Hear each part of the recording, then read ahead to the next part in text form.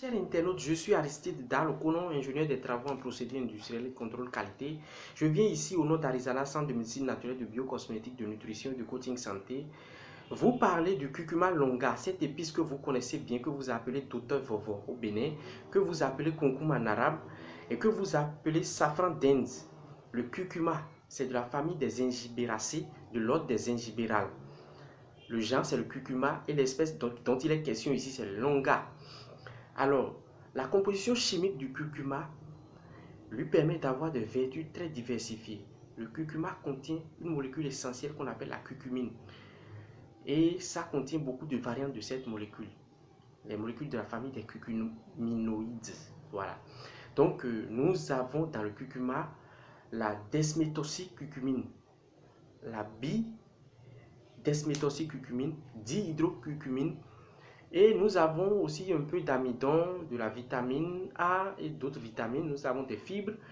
Nous avons une huile essentielle de curcuma. Nous avons des sesquiterpènes, la bisabolène, la bisaquinol, la bisaquirone. Nous avons le cariophyllène. Et en matière de toxicité, le curcuma n'est pas trop toxique sauf si vous l'associez avec la molécule qu'on appelle la mimésulide. Le code de couleur du curcuma, c'est NY3 dans l'index des codes. C'était utilisé pour teinter l'habillement des moines dans l'ancien temps. Maintenant, en matière de vertu thérapeutique du curcuma, le curcuma soigne beaucoup de maladies et surtout les inflammations. C'est un anti-inflammatoire très puissant. C'est la vertu numéro 1 qu'il faut reconnaître au curcuma. Maintenant, il y a d'autres approches qui disent que le curcuma permet de prévenir, d'éviter les complications après les opérations chirurgicales si on en consomme bien avant les opérations et tout ça. Le curcuma soigne toutes les maladies neurodégénératives. Toutes les maladies neurodégénératives, que ce soit Parkinson, Alzheimer, la dépression, l'épilepsie et tout ça. Parce que ça a deux propriétés à la fois. C'est un antioxydant, un anti-inflammatoire qui peut rentrer même dans le cerveau directement. Ça contient des molécules qui peuvent franchir la barrière hémato-encéphalique, ce qui n'est pas donné à toutes les molécules. Donc c'est vraiment excellent pour ces pathologies. Ça soigne les arthroses, que ce soit la polyarthrite rhumatoïde, la spondyarthrite ankylosante. Il faut faire recours au curcuma par voie externe et par voie interne également. Donc c'est un antioxydant, ce qui fait que c'est vraiment utilisé en cosmétique quand vous faites les masques et tout ça. Ça évite de laisser la peau ridée, ça évite le vieillissement et tout ça. Ça permet d'équilibrer le taux de cholestérolémie. Ça soigne l'hypercholestérolémie. C'est un anti-allergisant contre les allergies. Vous pouvez adopter le curcuma. Ça stimule la digestion et ça améliore la qualité de votre teint si vous l'utilisez en cosmétique. Pour les pommades, les crèmes et tout ça, vous pouvez l'utiliser. Ça protège contre les radiations. Vous savez, au 21e siècle, nous sommes soumis à beaucoup de radiations, votre téléphone, le Wi-Fi et tout ce qui vous entoure.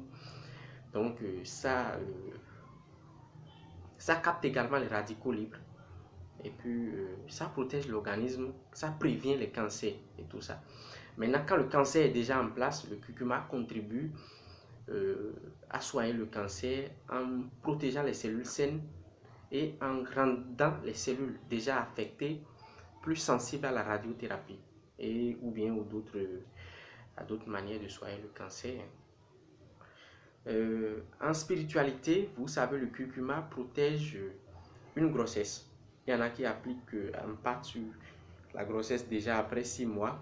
Ça permet de protéger et de faciliter l'accouchement et tout ça de temps en temps. Également, c'est une plante bénie, c'est pourquoi c'est utilisé beaucoup dans les rites Diwali en Inde, où on mélange au chaud et puis on a fait un point rond au front avec un point rond au front. Donc voilà, c'est une bénédiction quand on met le curcuma au front. Maintenant, en utilisation, comment utiliser le curcuma pour profiter au maximum de ses propriétés? Parce que vous savez, sur le marché, il y a la poudre de curcuma, il y a l'huile de curcuma, il y a le curcuma même. Pour les préventions, vous pouvez utiliser le curcuma direct en cuisine.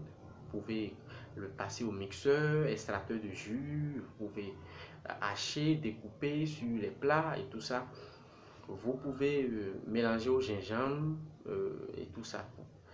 Vous avez beaucoup de possibilités.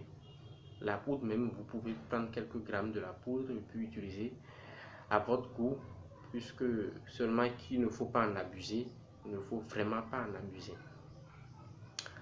Alors, la meilleure manière d'utiliser le curcuma pour les personnes désirant soigner les pathologies compliquées, pour que le curcuma soit utilisé de façon optimale, il faut ajouter du poivre noir qui permet d'augmenter la perméabilité ça augmente la perméabilité de l'intestin.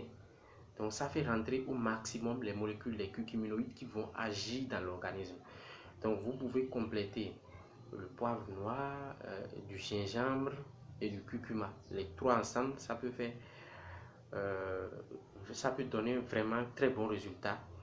Donc merci de nous avoir suivis. Et également, j'ai oublié de vous dire que les contre-indications du curcuma, il ne faut pas l'utiliser quand vous avez un problème d'obstruction biliaire. Il ne faut pas l'utiliser quand vous êtes sous anticoagulant. Donc voilà, le curcuma est très excellent pour soigner beaucoup de pathologies dont nous souffrons tous les jours, surtout les inflammations. Donc merci beaucoup, c'était Arizana, Centre de médecine naturelle, de biocosmétique, de nutrition, de coaching santé et de métaphysique. Nous sommes au Bénin. Nous sommes au plus 229 97 27 41 35. Nous donnons des formations en phytothérapie, en cosmétique et plein d'autres disciplines de médecine naturelle. Merci beaucoup.